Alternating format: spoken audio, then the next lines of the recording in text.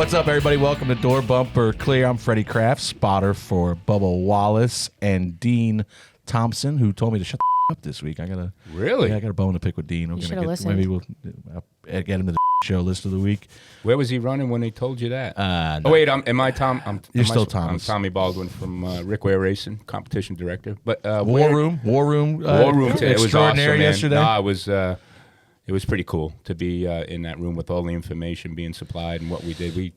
The team executed really good. I guess we'll talk about that later. But let's go back. What happened to Dean? I don't know. We'll get to it. I really don't know. Where was he running? Not well. Okay. Set 20th, 15, 16. So he's frustrated? I think it was a little bit of heat related. He was not feeling well and needs to go to the gym. I mean, the guy spends a lot of time in the gym. I don't know what happened there, but maybe knocked a crush panel out or something. Who knows? Well, in case anyone cared, there's two other people here: Karsyn Elledge, marketing and partnerships for the car store, and you got a title now. I do. Oh, you have a title. Partnerships and marketing manager. Hey. Right. So after the show last week, I had to go straight up to HR and be like, "Yo, what are we calling me now?" I got to intro myself on DBC every week. Yeah. What the hell am I? It doesn't even say that yet. It says title. I know. We don't know. Alex doesn't even know. Okay. Well, you want to introduce our in more guest? important news, we have a special guest today, who did not bring me a Red Bull as requested, but Connor. You requested? Welcome. Always. I always request. Sorry, I have like 20 cases. Bring me a Red Bull. I've given all Tommy's kids half my Red Bull. Oh my God! No wonder why their legs keep shaking. No wonder why they keep driving through people. Yeah.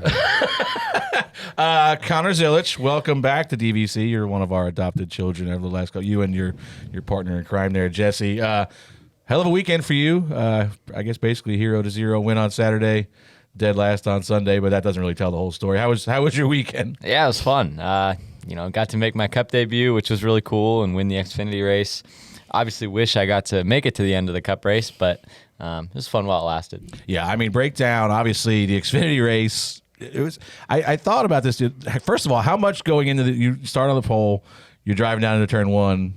Do we have any flashbacks of 2024? I broke earlier than everyone around me. I wasn't going to be the one to do that again. I made sure of that. But yeah, it was a good race. I mean, I got that pit road penalty coming to the pits in stage one. I was 0.9, I think, too early before I hit the line and the caution come out. So had to start stage two from the tail and made my way through the field and made it to the lead with 10, 12 laps to go in the race. So it was a lot of fun.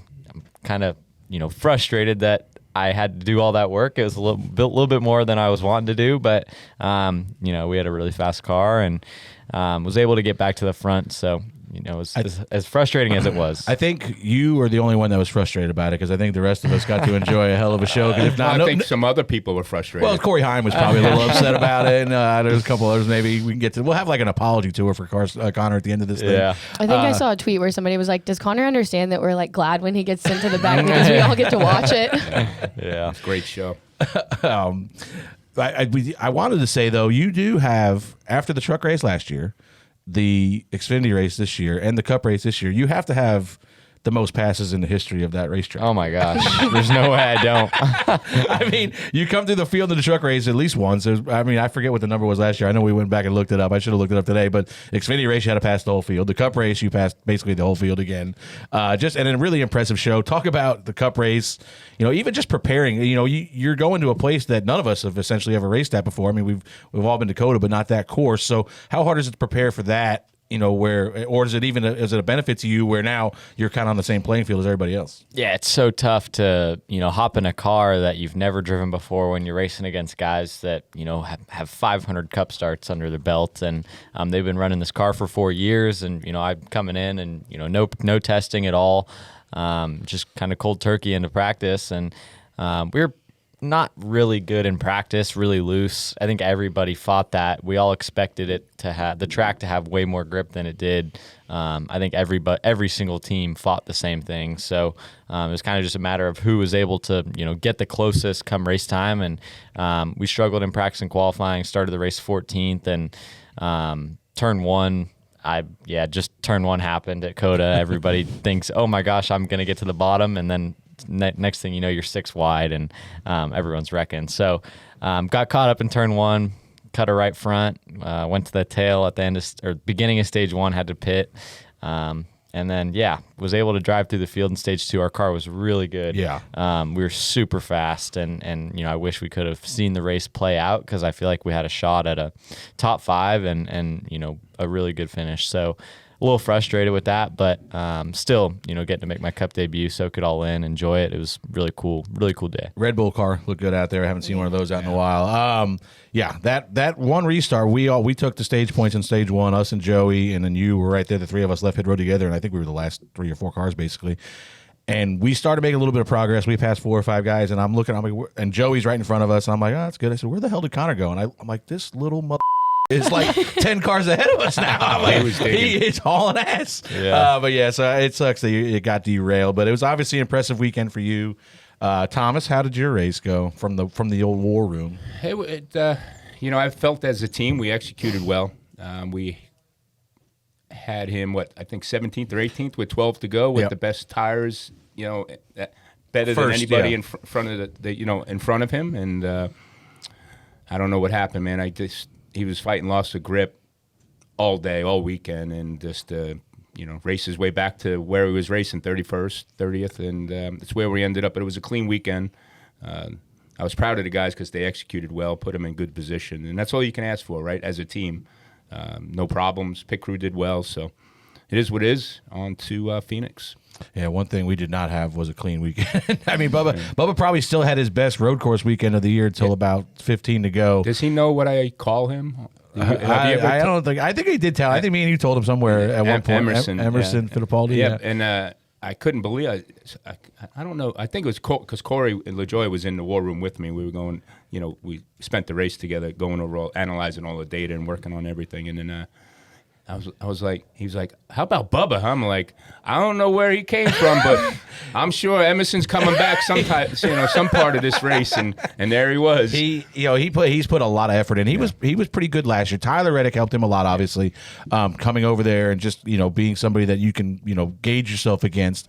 Obviously, it worked out in qualifying. I thought it was really funny watching back the top of the TV broadcast of the qualifying laps, and we're following Reddick, and he kind of blows turn 1 a little bit when we get a little closer than we wanted to, but Harvick is never like, look at this guy's making, Bubba's trying to follow him, but now Tyler's making way too many mistakes, and at this point he's hurting Bubba, and this is not going to be what they planned on. And then they cross the line, they're like, oh, they're first and second.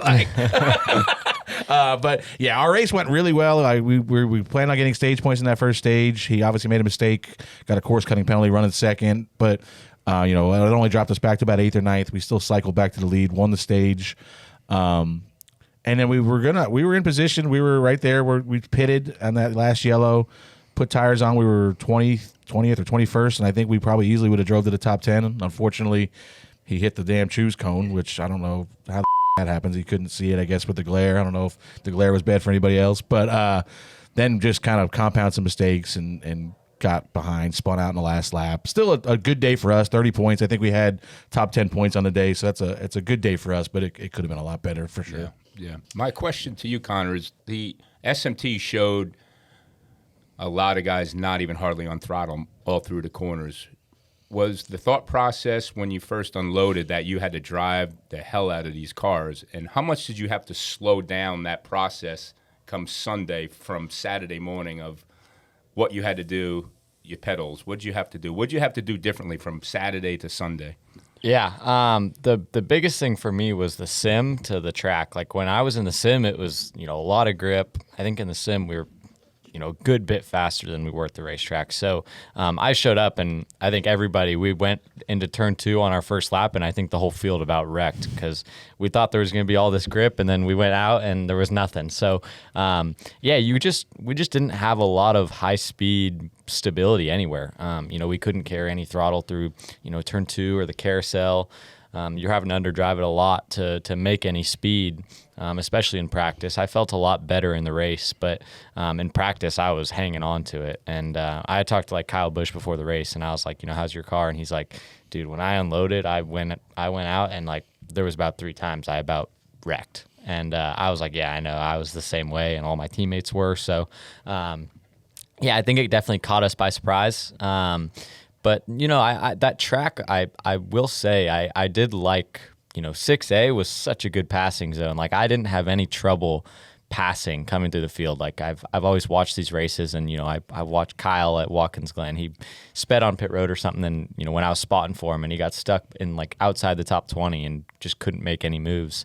And I never felt like I was stuck. Like I always felt like I was able to get by guys, and I never felt like I couldn't make moves. So that was one thing that I was kind of surprised by, is how well I was able to race through the field, and I didn't have any trouble getting through the field. So I was pleasantly surprised by that, and just able to kind of maneuver through people and outsmart guys. A lot of the guys let me by. Like when I got to Blaney, he completely pulled over and let me go. I was like, okay, that's nice of him. So it was a fun day, getting to race against a lot of guys I grew up watching on TV, and definitely learned a lot, but wished I could have made it to the end. Yeah, you mentioned Kyle Busch in there, and what a day for him. Yeah. I mean, he's still, every once in a while, he'll just remind you that he's still Kyle Busch. Yeah. When his is right, his is right, and he's going to outdrive most people. I mean, look, I've said a lot of stuff about Kyle, right? And I stick to how I say and what I say about what he does, how he goes about certain things. But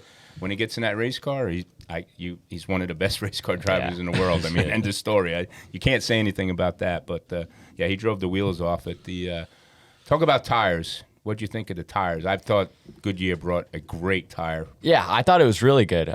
We went out in the first practice, and I was like, oh, my gosh, this is like before we put any rubber on the track. And another thing to think about is we were on the track after the IMSA cars, so we were on Michelin rubber, so we didn't know what it was going to be like. And the first practice session, I had like over 2 seconds of fall off, almost 3, and I was like, wow, this is going to be a tough race. Like that was only 10 or 11 laps. And then the second run, when we went out and we had a little bit more rubber on the racetrack, it cut that in half. So it was a little bit more manageable and better. But I thought the tire was really good. It had a decent enough fall off to where you had to manage it, and you couldn't just run 100% the whole time.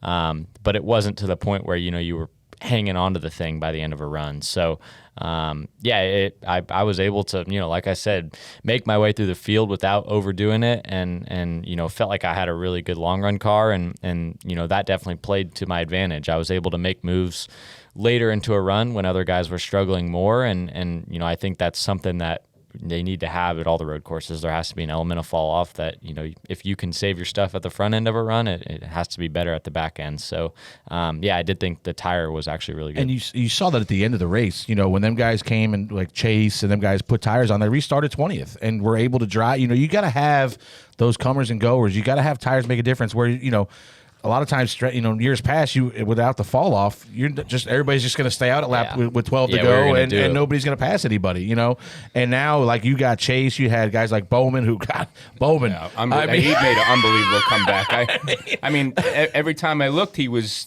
starting from last again, and all of a sudden I looked at the end of the race. I was like, how did he get to 9th? Yeah, but you saw some guys, SVG, one of them, they were there, but they kind of faded because they didn't have the tire. They were the back half of that group, or the fast group, I should say. He's still, I think, top 10, right, SVG, but they definitely lost contention for the win there, and it's just now you're going back, we see more guys take tires, but it was just nice to see differing strategies pay off where you had comers and goers at the end of the race, and it made a difference whether you came down pit road or not. At the end of the day, those are the 4 things that are touching the racetrack. We need to keep working on those 4 things to make our racing better, and yesterday proved it. Yeah, keep softening the tire. Oh, yeah. I mean, and you saw, we'll talk about it spot on, spot off, but 2-lap difference probably won the race. Yeah, exactly. Yeah, I think that's when the 20 car pitted, 2 or 3 laps later than the 8. Yep. Y'all ready for spot on, spot off? Let's do it. All right. Unless you want to talk about Cars Tour? We had a great weekend at New River All-American Speedway. It really was cool. Obviously, the pro race, it kind of was disappointing that we had to toss somebody, but rules are rules. And Who'd it was you cool. toss? TJ. DQ'd TJ. Left side weight. Poor guy. But so explain what that stupid rule is, by the way. There is a threshold. She's marketing, bro. She's marketing, not tech. Did I hear that you guys are the only tour I'm just trying to bail you out here so you don't have to get too technical. Yeah, no, I don't want to. You guys are the only ones that put the car on the scales without filling the cars back up with the fuel. I'm going to just decline to comment on that one. There's a threshold, a rule's a rule. Suck it. I don't care. 3 guys, a girl, Jade, and those 2 guys raced the hell out of each other, put on a great show, and to ruin it. It's a shame only one of them was cheating. Stupid I rule. mean, Yeah, Jesus. I didn't It's a see stupid you in rule. our pit Don't area. cheat. It's a stupid Don't rule. cheat. Stupid rule. That's what a cheater would say over there. Fill the cars up. You can tell which one the crew chief is at the table. All right. Anyways, topic 1: a great pit strategy call puts What Christopher. page we on? I'm 2. so sick of you already. A great pitch. All right, great pit strategy call puts Christopher Bell in position to make a late race pass for the lead on Kyle Busch. Busch pitted lap 70, Bell on lap 72. Spot on, spot off. Tommy, you're feeling opinionated already. Let's get into it. Yeah, I mean, I think they did that last year too, right? And they almost pulled it off. Yeah. And with the tires being a little bit softer and having a little bit more wear, with the speed he had, it was a really good decision that the team made. I mean, look, everything that group or the top groups do it. It's always calculated, right? They always know what to do and when to do it. And the Gibbs group seems to do it more than others. They have always a really, really good game plan on knowing exactly how many seconds they need to be behind getting beat up with old tires. So when they pit, They can make it up. by 2 to go, they know, or 3 to go, they know where they're going to be. They do such a good job of calculating that strategy. It's awesome. And again, yesterday I feel that's what won it for him. Yeah, obviously, I've said on here for a while that Gabehart, I felt like, is one of the guys that doesn't react to what other people do. He does what other people do. He just kind of, this is what I'm doing. I know my optimum pit lap is this, and obviously you're basing it off of how fast they're going. But we were talking in the group text about it last night, and Tim's is like, yeah, would it have worked out if they didn't catch the caution? Well, they're kind of banking on that caution. They may or may not get there. No, they would have. I mean, plotting the lap times, but I'm saying Kyle built a 5-second gap in those 2 laps that they switched. But Christopher would have gotten to him, I think, even if he doesn't. They're still breaking even on where they were. Yeah. But now if you catch a caution and erase that 5-second gap. But at that point when it is green, they're calculating. Oh, yeah. Look, you don't have to be a half a second faster lap right now. Just give me a tenth. Just give me a little bit. Don't burn your stuff up in case a late caution comes and everyone puts tires on and it forces us to make a decision we don't want to make. So it's all calculated. They do a great job, that group, of calculating races. And look, you got to have fast enough cars in order to do that, right? I mean, And how hard is it as a driver, Connor? You're in Christopher Bell's position where we're going to leave you out long and you're going to bleed here for a little while. But I promise, how hard is that to get in the mindset of or just you get in the mindset of I just got to push, make the best lap time I can, and just keep this gap as tight as possible so it pays off on the other side. Yeah, it's tough. You got to think long term though. I am always the guy. I want to be on offense. I don't want to be the Kyle Busch that's having to defend the lead for 8 laps, 10 laps with older stuff. And that's one thing Kyle did a really good job of, though. I was sitting in the hauler watching the race after I was, wrecked out, and he did everything he could to, keep them back and didn't overdo it. But Christopher drove a really smart race as well. He didn't over push his limit, right? He knew he had time to get by and knew that the tire strategy would pay off. And he was forcing Kyle into mistakes, and Kyle was pushing his stuff harder than he needed to, and it paid off for Christopher, and you could see Kyle fade the last 5, 6, 7 laps of that race. He really had nothing left. So, really good job by Christopher to keep Kyle on his toes and force a mistake, and capitalize on it when it came. Yeah, I think the 24 probably drove the best race out of everybody. Yeah. I mean, he was just kept his boundaries, right? Just took position when he could, didn't force it, never tried to spin the tire, never tried to do anything. You never seen his car getting out of control until in the last lap or so trying to get to Bell, but he did an awesome job as well as controlling the situation. Him and the 45. I mean, that whole group. I saw one it was picture. awesome. I saw a picture. I don't know. Maybe it might have been Breakheart or somebody, but they had. It was like the top 4 were like in just a offset line getting in the corner with, I don't know, inside 5 to go. It's just a phenomenal race. And really kudos to Kyle and Christopher for the way they raced each other. All 4 of them. Yeah. But just saying, for the lead, we've seen guys lately and we've heard, a lot of people about hosts of our last week and Ross this week about the way people race, especially at the end of these races. And these guys put on a clinic yesterday of how the right way to do it was, and not just blow each other off the racetrack. Kyle was pretty aggressive, but he's hanging on for all he can. But he didn't run into anybody. No, he kind of ran into him one time. No, when you complete sideways and because of no tires, I don't think you have a choice. But yeah, I mean, he didn't do anything wrong. He's just, I mean, and he doesn't know, for a guy that missed the playoffs last year, that might have been his only shot, but the way he looked yesterday, he was pretty solid. But I thought that was just a clinic on how to do it. How about Tim's has got it right here. I did see a lot of complaints about the Fox coverage yesterday, and we're looking at the grandstands. We're looking at the grandstands as the two guys pass each other for the lead. You could tell you could. The guy fall off the back of the grandstands with the camera. I don't know. Where'd it go?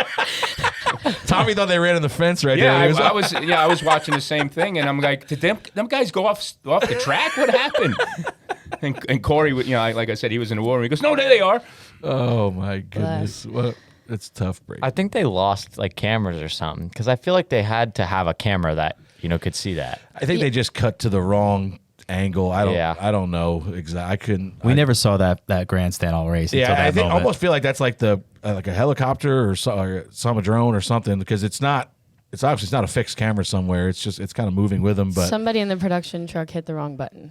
Oh, it's probably maybe I don't know. It's just not. It's not ideal for what you want to see for the battle for the lead. The best part, another good part was the two wives showing the video of the emotion. What corner is pretty that? Awesome. Is that in the stadium section? You know who probably needed that camera was Zilisch when he just destroyed Heim right there. That would have been.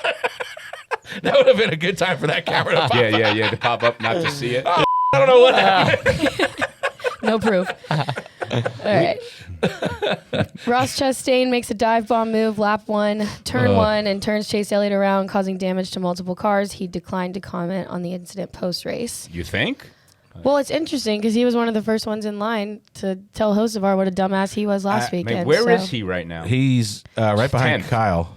He's gonna. He's 10th. He was coming for the He's lead. 4th. There he is, right there. He's 3rd. He's 2nd. What am I doing? Now he's looking Chase Elliott in the eyes. Where are you at, Connor? Right he's there. Way up there. Yeah, I'm like 4 wide. Yeah, you lost middle a lot of 5 stuff. wide. Right front's gone. Yeah, everything's gone. I was glad it was just right front. Well, I wasn't glad because I wanted to beat you, but 2, 4, 6. He's 9th right there. Hocevar trying to get to our right rear. I thought it was toe link at first. Yeah, when you went by me, I thought everything was broke. Like just the right front was bouncing around, but I guess it was just over the curbs. I don't know. I just don't understand where he's going. Like that's just such a low percentage move on the first lap of the race. Like if that's a green white checker, I still don't really give him a break. But I think that hat he was wearing pre-race like tightened his head up a little bit. The thing that pisses me off about it is like, why are you declining to comment? Like why can't you just get out of the car? Because you know you yeah, why can't you just get out of the car and say I f***ed up? Like everybody knows you f***ed up. No, you can't deny it. So like, why not just say my bad? I f***ed up. Like, what's so hard about that? Well, I mean, obviously, you've made mistakes. You got out of the car, and what was your comments after the race? You made mistakes on Saturday. Yeah. Where were you at there? I know I heard that you talked to Corey immediately after the race was over. Like, yeah. No, I mean, I got out and said that I f***ed up. Like, it's pretty simple. I don't know what Ross's. I doubt it was Ross's decision not to talk, but I definitely think that it's worth getting out and just owning up to it, right? Because in the long run, that's going to pay off for you and be the best decision. And yeah, I got out and I was in victory lane. Honestly, it's tough for me to celebrate wins like that because you ruined someone else's race or did something that caused, especially my teammates, right? That's what I felt worse about is, the incidents I had with my teammates. So, even just today in the post-race meeting, just owning up to it and say, look, guys, I, made mistakes that, I'm going to do my best not to make again. And I definitely, you got to own up to those things. And, that's the best way to handle it, I feel like. I thought it was maybe a blessing in disguise, Tommy, because I feel like this never happened the rest of the day. I don't remember anybody else really just blowing through turn 1 and running anybody over the rest of the day, over here. Like I feel like we see this every restart in years past, and it seemed like maybe this was like, okay, now we don't want to be that guy. Yeah, I think finally everyone said enough's enough. I mean, what are we doing? I mean, we're just ruining the race and ruining ourselves and ruining it for everybody else. So it's just. Yeah, you did mention teammates, and I did want to give a shout-out to Karsyn Quapple because I think everybody knew going into this year you were going to excel at road courses. I did not have him being the one to challenge you at COTA on my bingo card, and I don't think he has any, road racing background. He did the T2 race here the year before, but still, I was really impressed with, just how I knew he was going to be good, right? He was good in the TA2 stuff. He's done, quite a few races last year and the year before, I think. And, he's gotten a hold of it quick. Newsflash. The kid's good. He's good. Okay. He's going to be just fine. Yeah, no, he's good. He picks up very well, and obviously he had a lot of data to look at. The kid across the table from us. And Oof. Yeah. I was like, I saw the spin. I was down in turn 12. And if guys were just coming by me, Denny come by, no fender. Connor come by with right front hanging off. Felt like the 54 obviously had damage. It's twice in a row now. Twice this year. 54 is up in the air. Damn. We got to figure out how to I keep didn't his know car that. on the ground. what happened with Denny? He took out somebody. The 3. He got. I think he Did he got. lose his brakes So or when they something? stopped calling the turn limits, or when everybody realized they stopped calling the track limits in 6, everybody got back to like we were doing. I think it was 8 last year, where you just run off the racetrack and throw all the dirt on the track. And I think he just got in the dirt. he got loose and there. lost Yeah. it and just T-boned him. How about the 2? Yeah. Which incident are you talking about? Because there's The one on the front straight. stretch where Yeah. he just right hooked the 10 for some reason. I mean, if you're going by the letter of the law of what you've done in the past, that is suspension worthy. It's obviously a road course, so maybe it's judged a little bit differently, but you still right hooked the guy towards a wall, collected whoever that is, innocent bystander. Was that Ross?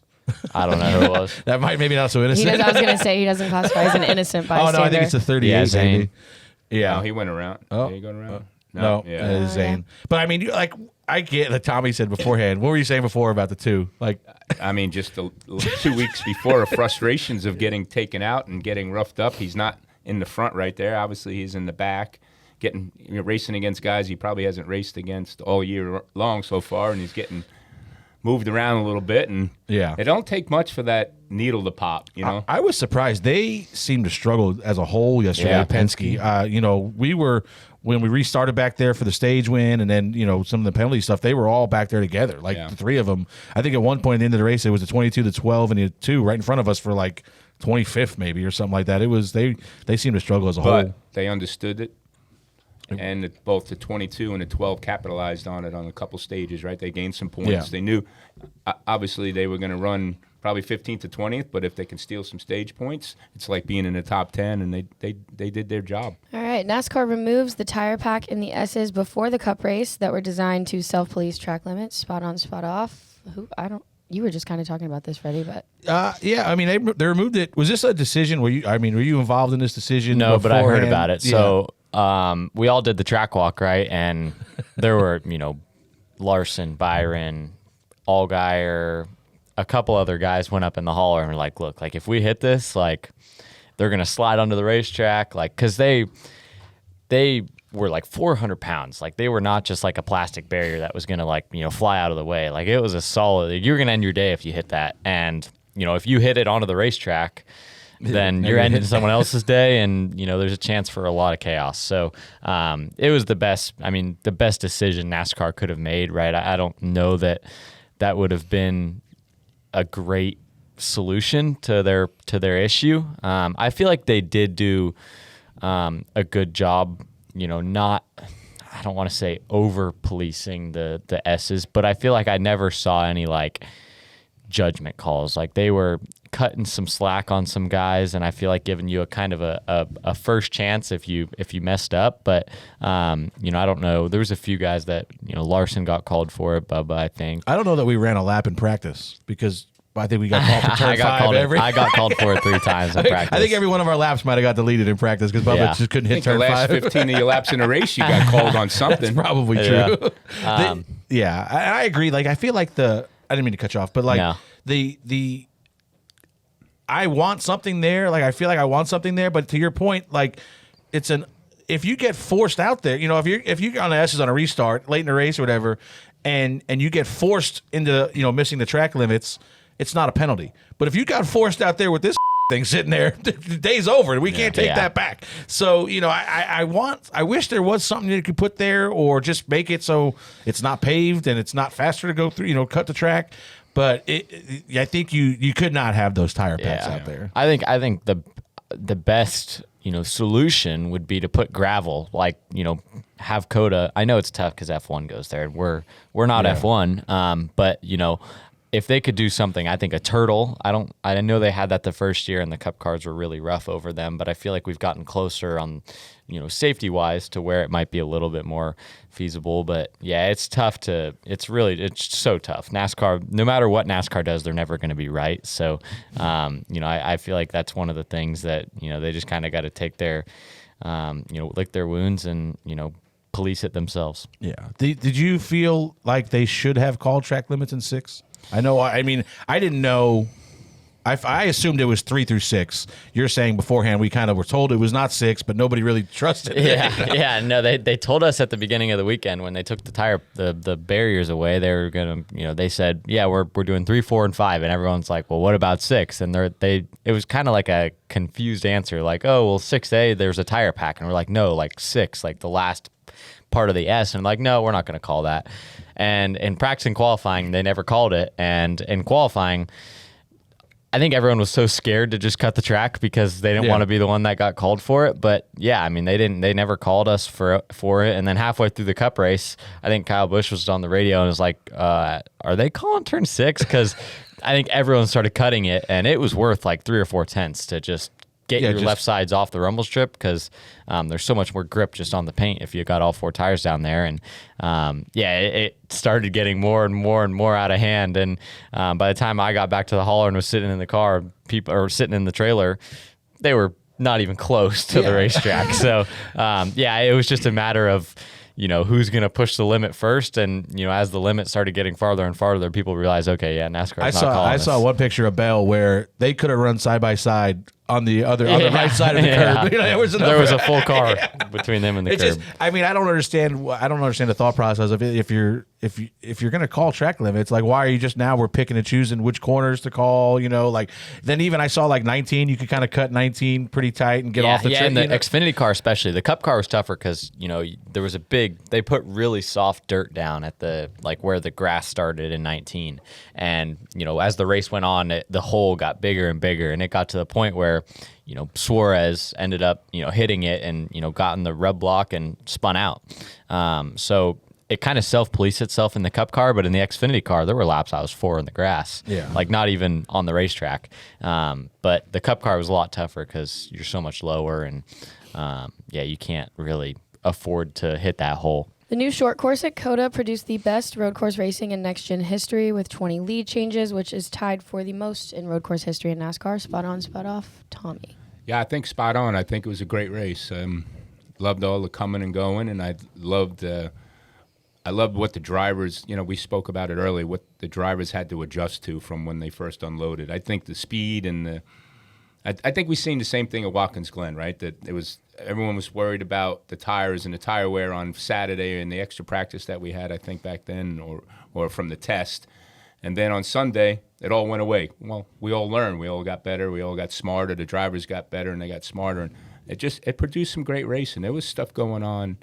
In the war room, we had 2 or 3 in-car cameras that we were watching different parts of the field, and it was racing going on everywhere. It was really good. I'm sure the fans at the racetrack really enjoyed the race. Yeah, I don't know about how your sim related to when we got there, but ours was not close. No, I was talking to Kyle Busch, and I was like, so someone asked, I think it was Byron, they're like, so what'd you think of the sim? And Kyle's like, why do we even do it? Why do we even do it? I think my guy was kind of, the grip level we were turned up too much. Yeah, we were seconds off of our expected lap time versus what the lap time actually was. But I thought it was great. I was concerned because I thought we were removing the best passing zone in 11.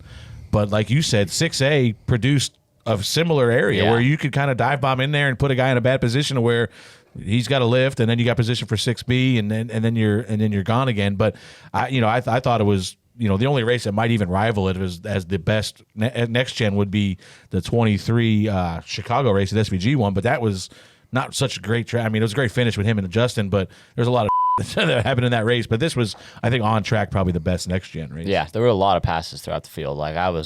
That's one thing. I've watched the Cup races before, and I've always seen guys struggling to make moves, but I had no trouble getting through the field, which I thought was really good. You had any trouble passing any cars on a road course in any division. I don't think. I had one. Since you were about 4. Since you were 4 years old. I did have one issue with the short course. How many turn 6s did we need yesterday? Three of them. Like, what's wrong with? I mean, I know eventually Put a turn 7 in there. Well, it's like the exits on the expressway, on Long Island Expressway, right? When they jump the exits, like can't they go in order? No, we can't. We go from 62 to 68. Used to, It's like, all right, I'm over here in 6, now 6A, now 6B. What? Like, I know. Just do 7 and 8. Yeah, like eventually we got rid of. Well, there's 7 and 8 somewhere else on the course. Yeah, right? but I mean, eventually we got rid of that at Watkins Glen, right? Forever it was like we just counted the boot, and then the last 2 turns were always 10 and 11, and then like I don't know, 5-6 years ago they just became 6 and 7. Like, so if we could do it there, we can do it anywhere. It just seemed like wonky to go from all right, we're in 6, now we're in 12. Like, Yeah. Okay, whatever. Oh wait. Come on. Oh, Well, come on, I'm Carson, Well, get your Glasses. together. I'm supposed to ask myself. What page are we on? Well, I'm not supposed to ask myself. I'm not. Oh, do you want me to- nothing, No, No, yeah. nothing has Hold on. me fired up Oh, except Lord. Tommy. Tommy has you fired up Just today? Tommy always has me fired up. No, Is really. that it? Nothing has me upset today. Come on. Let's Wow. go. I I'm think feeling- you were, I have such a I'll nice tell you what. shirt You know on. what had you fired up yesterday? I could tell a little bit in the group text. How was Chris Wright's Twitter going for him yesterday? Ugh, I felt bad for him. Bless his heart. Is he still on? What were we? That's calling like when it? Connor was saying earlier, like you just to show. it and say you up. Like the more you bring up receipts The one thing and try to the one thing I don't yourself. get is I saw something, and look, I don't mean anything bad, but at first it was his spotter, and then it was his brakes, and then yesterday I saw something he said on Twitter that his throttle had hung at Daytona. Is this all Daytona? Yeah, and you gotta if you're gonna find you gotta something that pick sticks, one, bro. You gotta pick one. Stick to it, Yeah. man.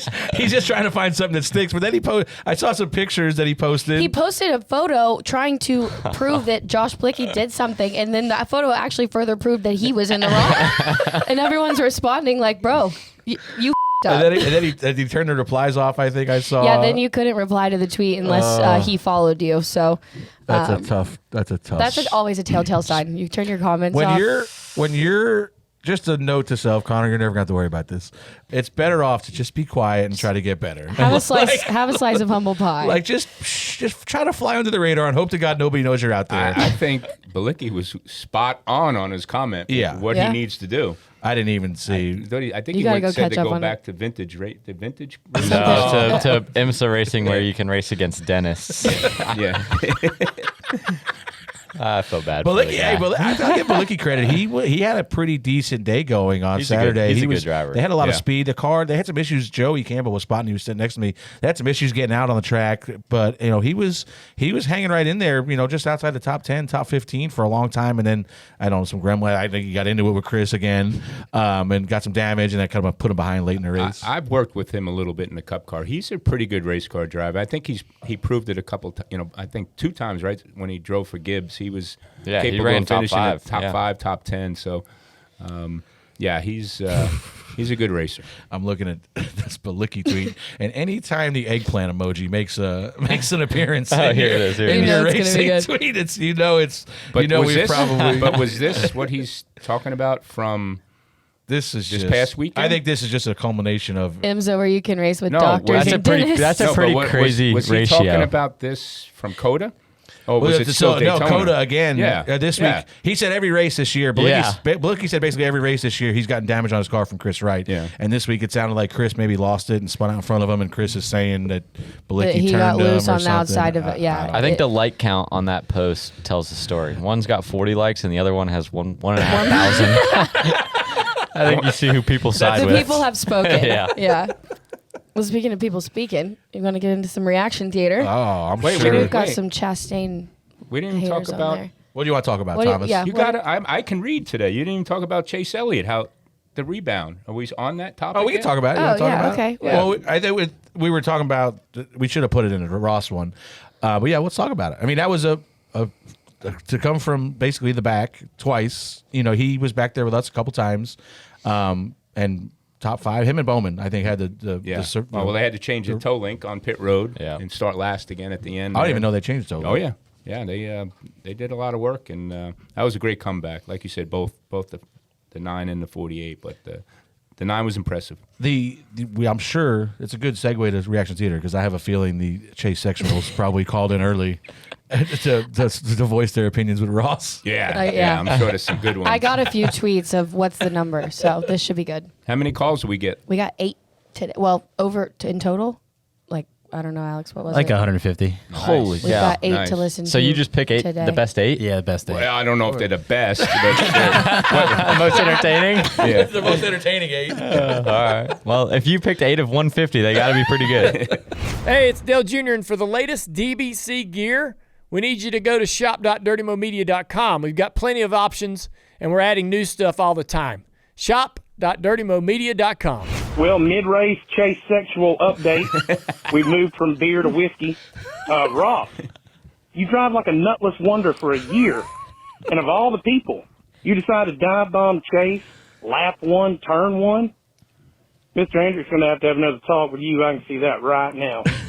Nutless wonder. I thought it was interesting or ironic that, Ross obviously has toned it down over the last year and a half, and came directly after the Darlington where Mr. H made those comments, and then the first time he goes and kind of wipes somebody out, it's right back to a Hendrick car again. Yeah. After that road course yesterday, I'm thinking about changing my sexuality. I've been a Chase sexual for years now, but my man's not turning me on anymore. If my relationship with my wife was like the guy that called a couple of weeks ago, his wife has Fritz got their bunny wins, I'd be backed up like the first turn at COTA yesterday. Go 20. Go 20. Oh, I thought that was going to be a Zilisch fan. I mean, he man. changed From 9 to 20. manufacturer and He everything. went- He went everywhere. Complete switch up. Go 20. I have like the greatest idea ever. After every single race, they need to have like a pit walk with Tommy Baldwin and have Tommy Baldwin go up to guys like Ross Chastain and Karsyn Elledge and all these guys and being like, why are you driving like an idiot? I would do it. Tommy Straight to the point. Tommy does that pretty often, actually. It's just not on television. We could probably get him a camera and a mic. Ask Ryan Newman. Well, there's plenty more on that list, I promise you. Oh, yeah.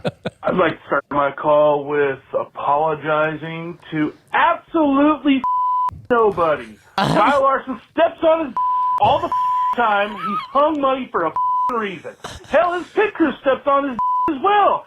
Left the damn tire loose. Tell me how you really feel. Big Larson guy. Who needs therapy I when was you have I was a little reaction theater? confused with that because they were so concerned about the left rear tire issue that the right front fell off. So I don't know. Well, did you see his in-car with the radio? He was like, I think I got like a tire going down or a right front's loose. Oh, there goes my right front. And it was hilarious. As soon as he was talking about it, and it passed him going That into was 12. that was right in front of us into 12, and I was like, oh, 5's got no wheel. I said, where the hell is the wheel going? And I'm like, oh, there it goes, down straight. That kind of went straight down into that runoff. and We didn't knowing get a the caution. damage, having to drive that all the way back around to the pit. Was that painful for you to watch? Oh my God, what it Are you causes just underneath. are you just counting money at that point? I mean, that is easily a $25,000 half a lap. half a lap right there of all the damage it caused. And they might have to send that center section back to NASCAR to get reapproved. recertified. Yeah, I mean, And now that's you're it. going to lose. Somebody gets suspended, right? Yeah, Jackman, tire guy, tire and changer. competition director. competition director. Yeah. It's, God damn, that was a good race. See, that's why you need more road courses on the schedule. You, Freddie, I don't give a what you say. You need more road courses. That was a good race. Yeah, more road courses. I'm in. Oh, yeah. All y'all, all the way off. How's that sound? You don't like road courses? No. Why? No. too much Because extra work. Emerson Driver. laps All last because of yesterday. Emerson? Yes. You liked it for two I like am 1.5 fine days. I am fine with. He liked it after Like qualifying. SVG was your driver. You'd like him. No, that. I still don't like because I don't like anywhere I can't see the whole damn track to spot. I don't like to share my job with anybody. Oh, wow. But I'm good with like the- 3 or 4. Yeah, but all 3 races you really haven't seen the whole track spotting anyway. I mean, what? I mean, that's just because of what happened on Saturday night usually. But yeah, it's- yeah. Got about 3/4 of this bottle left and just looked outside and pigs are flying. Hell must be freezing over because Bubba Wallace is on the front row at a road course. Son of a... Exactly. Yeah, that was. I'm surprised some of these people have the awareness to call this phone number after after how many like drinks they've qualifying. had. That was Saturday. That wasn't even Sunday night. Yeah. He was on a roll. They were getting their money's worth early this weekend. Yeah, I mean, listen, he has gotten exponentially better at road course racing. It's just now you got to clean up the small mistakes, and he'll get there. I hope. God, I hope. Oh boy. What's up, DBC? Tonight's jam goes out to all my Kyle Busch fans. Sometimes we're in the dog days, huh? Well, this next jam I got for you guys, just for you guys to take them toasters out of the bathtub, put them back in your kitchen counter. Maybe next week. Maybe next week. Oh, what? That's our.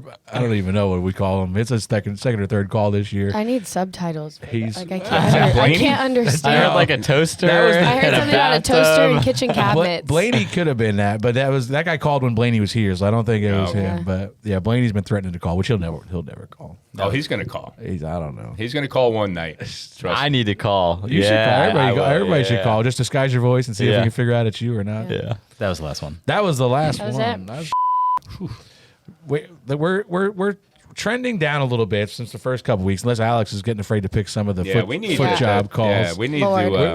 We need to put folks to step it up again Yeah. and bring it back for where the hell we go next? The week Bubba was here Phoenix. was out of pocket. Phoenix. Oh god. Out of pocket.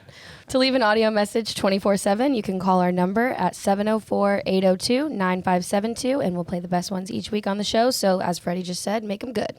Yeah, really good. Get wild. It's time for I saw it. Who the tweeted we only want responsible callers from Dirty Mo Media? Dalton. We do not want anybody responsible anywhere near this show. If you want to be responsible, go listen to Dale and Denny and all that bull. We are the irresponsible ones. What am I doing here? the most irresponsible. Well, we bring responsible guests on, trying to balance it out. You've been on a couple of vacations with me yeah. and the boys. You belong right at this table. yeah. You're fine. Y'all want to tell any stories about that while we're here? No. Stop, Karsyn. Connor's been my adopted child the last 2 years on vacation. So I want to get on that program. Oh, boy. my mom is his number one fan now. She follows him. And All right, it's time for AskDBC. You can send in your questions on X each week using hashtag AskDBC, and we will answer the best ones. And Freddie, you actually touched on this earlier. So we can expand a little bit now. Should NASCAR suspend Austin Cindric for hooking Ty Dillon? So obviously I'm biased in this because my guy got suspended for doing this already one time.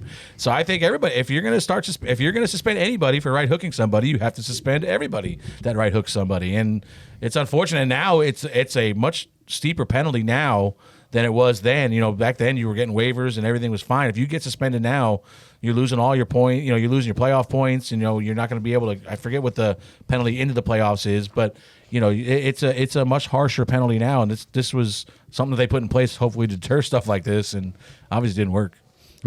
I mean, obviously you're not thinking about that in a moment. I don't think you're ever going to right hook anybody. Yeah. You're just not really. I Don't hope seem not. like that kind of guy. But Yeah. but like, does that weigh into the idea at all? Like, is that something you're consciously thinking about? Like, I can't do this now. No, I mean it's such a spur of the moment thing. If you're gonna right hook someone, you're not thinking about anything except right hooking that guy. So, yeah, I mean it's tough because I'm sure as soon as he did it, he was like, I probably shouldn't have done that. But yeah, I mean it's part of it. Don't do it.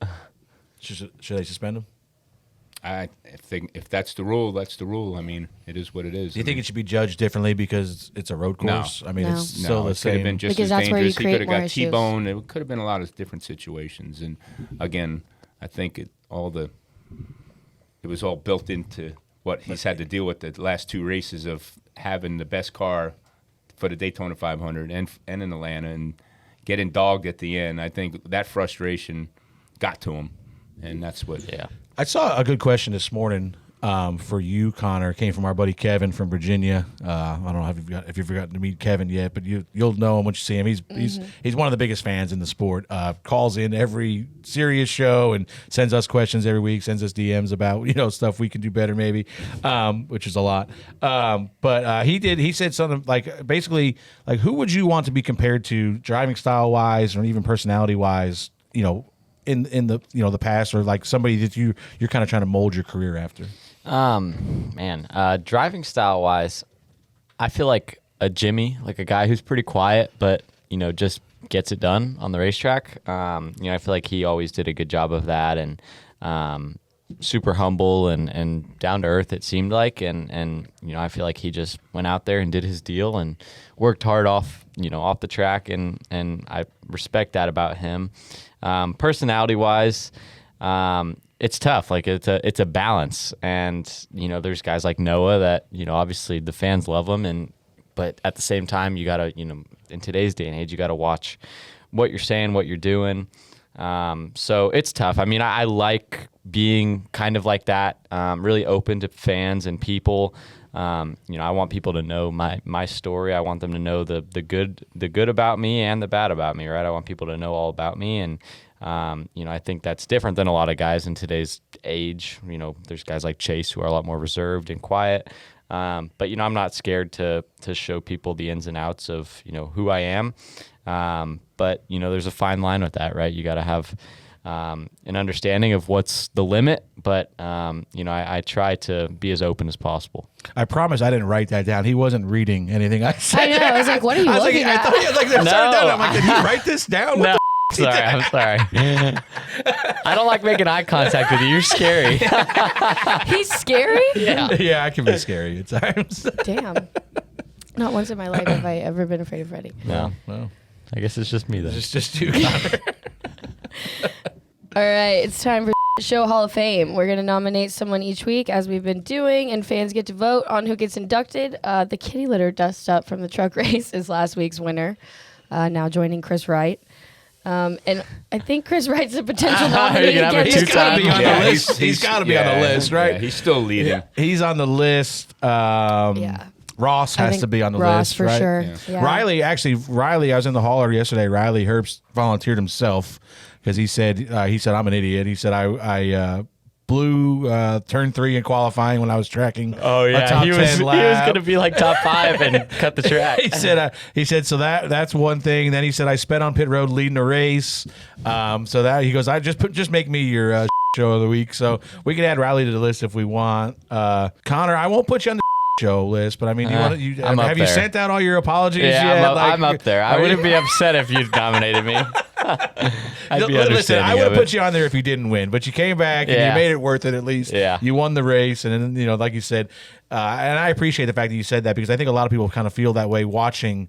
I feel that way a lot of times when, like, if you wreck a guy for the lead, don't do the big celebration. Don't do the big, like the big burnout and the big bow and everything. So I appreciate you saying that, but so who else we got?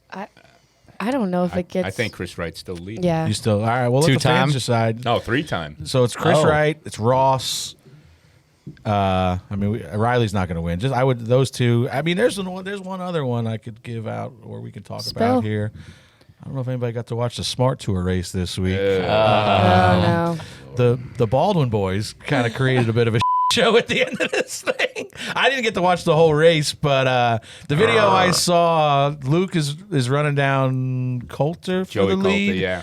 And Jack is getting lapped, and then it all just kind of comes together with Luke driving through the back of Coulter, and I think Luke feels pretty bad about it, so I won't pick on him too much. No, he does. It was a big mistake on his part, and obviously him and Joey have talked about it, and Joey's a good guy, man. He races really clean, and unfortunately we cost not only him the win, Luke finished in second, and then it put the guys that were not on the same sequence and running in the back the whole race up front to capitalize on Luke's mistake, and it's been a rough day and a half for him, especially coming from me, of all the things he has to think about while he's out there on the racetrack, how it changes the race, how it changes the perspective of you, and, what happens next time you someone else is going to be behind you, and, it's just there's no excuses, right? I mean, it was the 96th lap at Florence with no tire change yet. The right rear tire was down to the canvas on both cars, and you just got to touch somebody, and they're going to get spun out.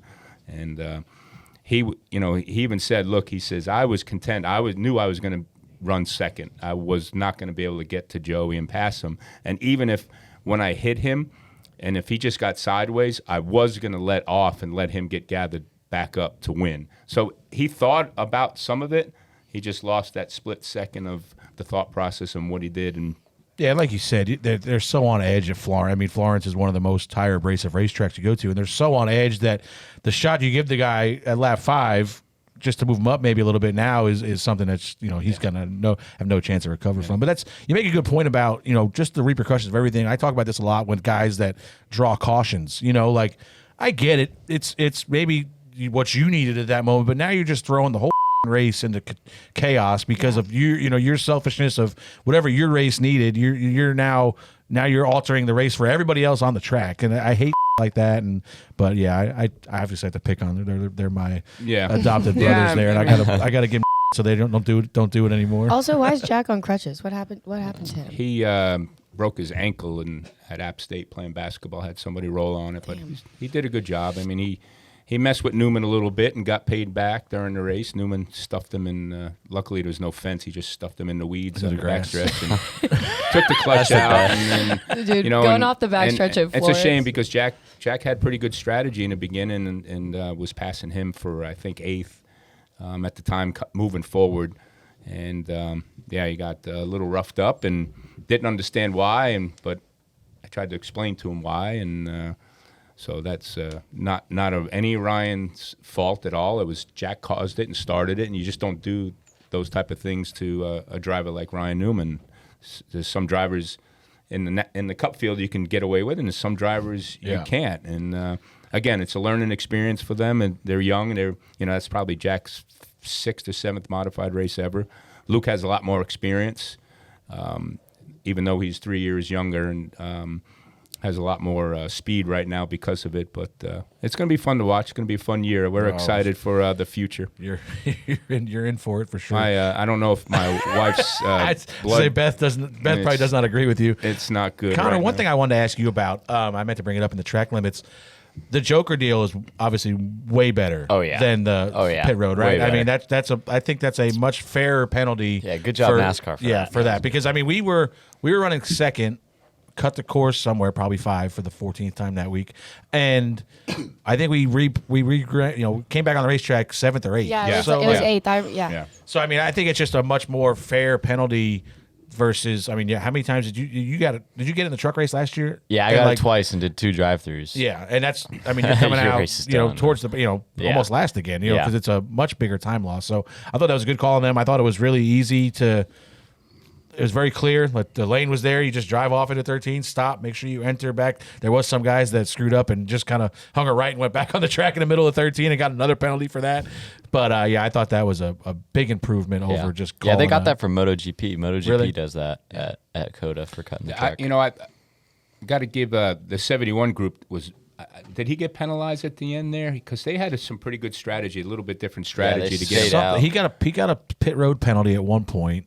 And something happened later in the race too. I think. Later in the races, I think what's screwed. I mean, he ended up still with a good finish, but I think they stayed out at the second stage, and they were the only one that did. And they pitted earlier than most, so they're going to have some pretty good track position. Probably by the end, he was going to be out of tires. Yeah, I was surprised how fast he fell.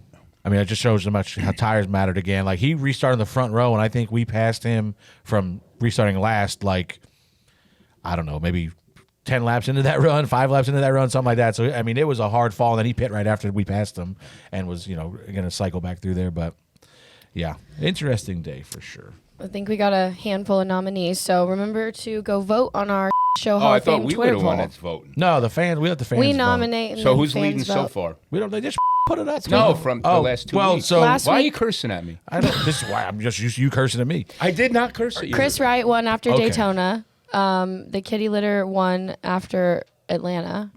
And now Yeah. And where do you go for that? Twitter. Twitter. Dirty Mode Twitter. It'll be up here. It's probably. Is it up already? we'll tell Kyle to Short. do it for you. Short.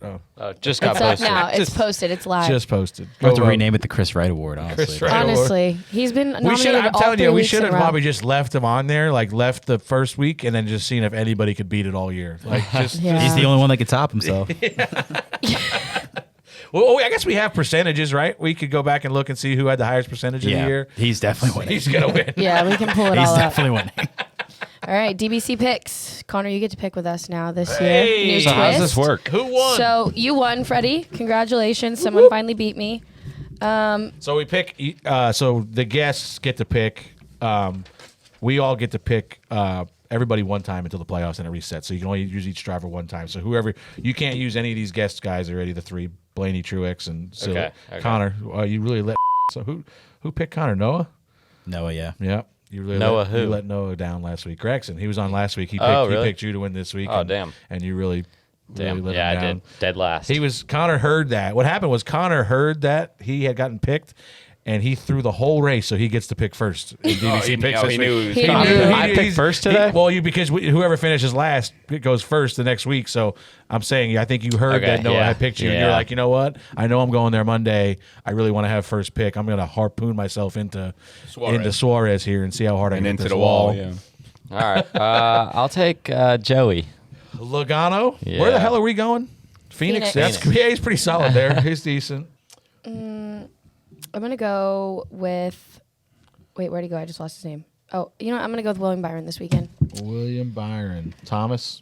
Blaney. You mother. Why didn't I think of that? I will take. Man, I know who I want to take, but it's hard to win 3 in a row. He's been good there. Seabell. I'll take Seabell. Let's go for it. 3 in a row. Hopefully, get me 2 in a row.